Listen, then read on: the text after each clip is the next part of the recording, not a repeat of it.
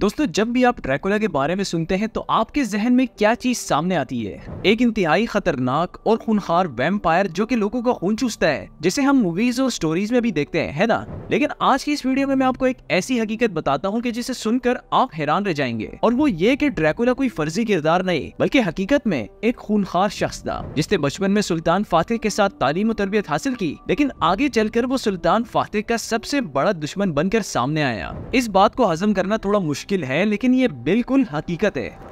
Dracula का असली नाम विलाद था, लेकिन बाद में इसे ड्रैकुला के नाम से शोहरत मिली। इसके वालिद ड्रैकुल के नाम से मशहूर थे और वो वलैकिया पर हुकूमत करते थे, जो कि आज के जदीद रोमानिया में वाक़ है। 15वीं सदी के शुरुआत में सुल्तान मुराद दोम ने यूरोप की तरफ अपनी सरहदें फैलाना शुरू कर दी और इसी दौरान वलैकिया, सल्तनत उस्मानिया और ऑस्ट्रो हंगरी के दरमियान एक छोटा सा मुल्क था जिनमें उस्मानियों से मुकाबला करने की ताकत नहीं थी। इसलिए इन्होंने उस्मानी सुल्तान से हाथ मिला लिए और इन्हें टाइम टू टाइम जिजिया पे करते रहे। इसके अलावा ड्रैकुल के 2 बेटे भी सल्तनत उस्मानिया के हवाले कर दिए गए थे। इन दोनों बच्चों को तुर्की के शहर इदरने भेजा गया ताकि वो तालीम हासिल कर सके। एक बच्चे का नाम रादो था और दूसरे का नाम विलाद था, जिसे हम ड्रैकुला के नाम से भी जानते हैं। विलाद के वालिद को ड्रैकुल कहा जाता था, जिसके रोमानियन जबान में माने है शैतान। इस तरह विलाद को ड्रैकुला यानी शैतान का बेटा भी कहा जाने लगा। खैर, जो कहानी मैं आपको सुनाने लगा हूँ, इसके बाद हम आसानी से फैसला कर सकते हैं कि क्या विलाद अपने इस टाइटल को डिजर्व करता भी था कि नहीं। दोनों भाई इदरने शहर पहुंचे और यहाँ पर इन्हें एक खास मकाम पर रखा गया। सुल्तान मुराद चाहते थे कि ये बच्चे बेहतरीन तालीम हासिल करें, इसलिए शहजादा मोहम्मद के साथ इन्हें तालीम दी गई। शहजादा मोहम्मद ने अपने रोमानवी दोस्तों के साथ कई सालों तक सख्त तरबियत हासिल की। इन्होंने तलवारबाजी, घुड़सवारी और हुकूमती उमूर का इल्म भी माहिर असातिज़ा की निगरानी में सिखाया गया। इन सालों में दोनों भाइयों को इस्लाम के बारे में भी जानने का मौका मिला, लिहाजा ड्रैकुला के भाई रादो ने इस्लाम कबूल करने का फैसला भी कर लिया। इसने कुरान हिफ्ज़ किया और इस्लाम के बारे में मजीद तालीमात हासिल करता गया। विलाद ने भी कुरान के बारे में जाना, लेकिन वो मुसलमान नहीं हुआ। अपनी जरूरी तालीम मुकम्मल करने के बाद विलाद अपने आबाई मुल्क वापस चला गया, लेकिन रादो ने यहीं पर रहने का फैसला कर लिया था। अपनी ट्रेनिंग के दौरान इन दोनों भाइयों के खानदान को साजिश के तहत कत्ल कर दिया गया था और अब विलाद अपने खानदान का इकलौता वारिस बन चुका था। इसने सल्तनत उस्मानिया से वफादारी का वादा किया और अपने मुल्क की हुकूमत संभाली। इस दौरान शहजादा मोहम्मद भी सुल्तान बना और इसने कुस्तुनतुनिया फतह कर लिया। ड्रैकुला ने अपने वालिद की जगह ली। इसके अंदर बदले की आग भड़क रही थी और इसका पहला हुक्म भी यही था कि जो कोई भी इसके खानदान के कत्ल में मुलव्विस है, इसे कत्ल कर दिया जाए। इस तरह वक्त गुजरता गया और इब्तिदाई चंद सालों तक तो सब कुछ मामूल के मुताबिक होता रहा, लेकिन फिर ड्रैकुला ने सल्तनत उस्मानिया को टैक्स देना बंद कर दिया और अपने किए गए वादों को नजरअंदाज करना शुरू कर दिया। आखिरकार फिर एक वक्त आया जब इसने सल्तनत उस्मानिया के खिलाफ खुलकर बगावत का ऐलान कर दिया।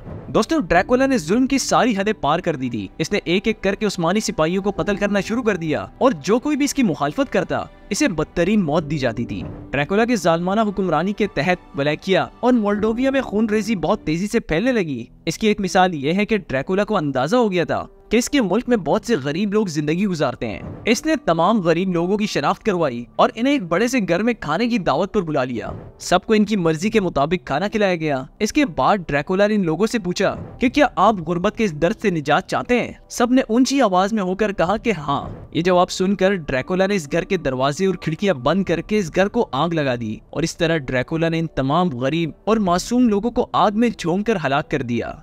सल्तनत उस्मानिया ने अपना सफीर ड्रैकुला के पास भेजा ताकि मालूम हो सके कि आखिर हो क्या रहा है। इन सफीरों ने ड्रैकुला से कहा कि वो टैक्स अदा करे और सल्तनत की नाफरमानी न करे। ड्रैकुला ने जवाब दिया कि अगर तुम मुझसे बात करना चाहते हो तो पहले अपनी पगड़ियां उतार दो। इस पर उस्मानी सफीरों ने जवाब देते हुए कहा कि ये पगड़ियां सिर्फ अल्लाह के सिवा किसी और के सामने नहीं उतरती। ड्रैकुला ने इनसे दोबारा पगड़ी उतारने को कहा, लेकिन इन्होंने फिर से इनकार कर दिया। इस पर ड्रैकुला ने हुक्म दिया कि इन पगड़ियों को इनके सरों पर कीलों से ठोक दिया जाए। इस तरह ड्रैकुला ने उस्मानी सफीरों के सरों पर कीले ठोककर इन्हें शहीद कर दिया और यहाँ से ड्रैकुला के खिलाफ जंग की शुरुआत हुई। जैसे ही सुल्तान फातिह को अपने सफीरों की खबर मिली तो इसने 2 लाख की फौज के साथ ड्रैकुला के खिलाफ कैंपेन शुरू कर दी। ड्रैकुला उस्मानी फौज की हिकमत अमली को जानता था और वो ये भी जानता था कि इन्हें सबसे ज्यादा नुकसान किस तरह पहुंचाना है। इसने अपनी फौज को गुरिल्ला हिकमत अमली की शक्ल में तकसीम करके मुख्तलिफ जगहों पर बिखेर दिया। इस तकनीक का मकसद उस्मानी फौज से जंग जीतने के बजाय इन्हें ज्यादा से ज्यादा नुकसान पहुंचाना था। इस तरह ड्रैकुला की फौज ने पहाड़ों में बिखरे हुए उस्मानी सिपाहियों को एक एक करके कत्ल कर दिया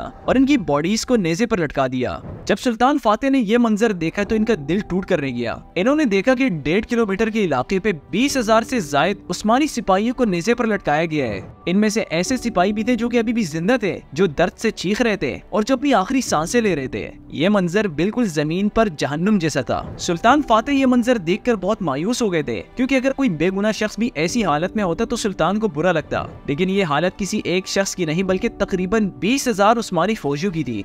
बहरहाल इसके बाद उस्मानी फौज ड्रैकुला के करीब पहुंची, लेकिन वो अपने किले में छुपा हुआ था जो कि तकरीबन 900 मीटर ऊंचे पहाड़ पर वाक़ था। इसका किला उकाब के घोंसले की तरह था कि जिस पर पहुंचना मुश्किल था और नीचे से इस किले पर हमला करना मुमकिन नहीं था। इसलिए उस्मानी फौज ने इस किले का मुहासरा कर लिया। ये मुहासरा कई हफ्तों तक जारी रहा, लेकिन फिर सुल्तान को किसी काम से वापस इस्तांबुल के लिए जाना पड़ा। लिहाजा इन्होंने अपने एक फौजी दस्ते को मुहासरे के लिए छोड़ा और खुद इस्तांबुल के लिए रवाना हो गए। लेकिन फिर एक रात बिलाद हंगरी की तरफ फरार होने में कामयाब हो गया। दोस्तों, बिलाद ने हंगरी के लोगों पर भी जुल्म कर रखा था, इसलिए इसे हंगरी में कैद कर दिया गया और इसने 12 साल जेल में गुजारे। बिलाद, जो कि अब ड्रैकुला के नाम से मशहूर हो गया था, अब एक लंबे अरसे के लिए लापता हो गया था। इस दौरान यूरोप के हालात भी बदल चुके थे और बिला आखिर हंगरी के बादशाह ने बिलाद को आजाद कराया और इसकी शादी अपने एक रिश्तेदार से करा दी। इसने बिलाद को अपना मजहब तब्दील करने के लिए भी कहा और वो राजी हो गया। इस तरह 2 साल के अरसे में ड्रैकुला और हंगरी के बादशाह दोनों ने मिलकर बहुत से उस्मानी किले फतह किए और आखिरकार 14 साल के बाद ड्रैकुला दोबारा वलैकिया में देखा जाने लगा और इसने गैर मुल्की फौजियों की मदद से अपना तख्त वापस हासिल कर लिया। जब वो तख्त पर वापस आया तो वलैकिया के लोग यकीनन मायूस हो गए थे और इसी दौरान सुल्तान फातेह को भी इसकी वापसी की खबर मिली। तो सुल्तान ने सल्तनत उस्मानिया की जानिब से ड्रैकुला के भाई रादो को इसके पास मुज़ाकरात के लिए भेज दिया, लेकिन इसका भी कोई नतीजा ना निकल सका।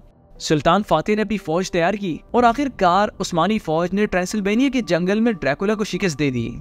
ड्रैकुला एक ऐसा शख्स जिसने अपने दौरे हुकूमत में ऐसे खौफनाक काम किए कि जिसका आम इंसान सोच भी नहीं सकता। इसके खून बहाने की ख्वाहिश की वजह से इसे वैम्पायर का नाम भी दिया गया, जिसे आज भी हम मूवीज और कार्टून्स में देखते हैं। माजी में बहुत से अफसोसनाक वाकयात रोनमा हो चुके हैं और ये इनमें से एक है। दोस्तों, आपके ख्याल में क्या बिलाद को ड्रैकुला का लक़ब देना चाहिए कि नहीं? और आखिर ऐसा कैसे हो सकता है कि एक शख्स जिसने सुल्तान फातेह के साथ तालीम और तरबियत हासिल की हो, आगे चलकर इसका सबसे बड़ा दुश्मन बने और फिर खून बहाकर लोगों पर जुल्म करता रहे? ये वाकया ऐसा है कि इसके बारे में सोचते ही कई सवालात जहन में आते हैं। दोस्तों, आपको आज की वीडियो कैसी लगी कमेंट्स में जरूर बताइएगा और इस चैनल को भी जरूर सब्सक्राइब कीजिएगा। आपसे मुलाकात होगी एक नई वीडियो में, तब तक के लिए इजाजत दीजिए। अल्लाह हाफिज।